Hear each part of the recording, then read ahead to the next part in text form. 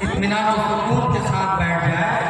हमारे भाई लोग इधर लाइन आने खड़े हैं, बहुत जगह खाली है, आप लोग बैठ जाए और दिल जमी के साथ दिल थाम कर बैठे।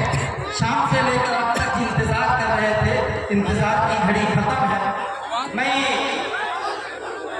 आपके सामने मिला था फिर शायर के शेर के साथ हजरत मौलाना फजीलतुल शेख जर्जिस चतुर्वेदी इटावा को दावत देने जा रहा हूँ कि आप आए तो बहारों ने लुटाई खुशबू, आप आए तो बहारों ने लुटाई खुशबू, फूल तो फूल कांटों से भी आई खुशबू। और ये शेर के ढल गया सूरज मगर शाम अभी जिंदा है, ढल गया सूरज मगर शाम अभी जिंदा है। ऐसा लगता है कि सद्दाम अभी जिंदा है। माशाअल्लाह। ढल गया सूरज मगर शाम अभी जिंदा है, ऐसा लगता है कि सद्दाम अभी जिंदा है।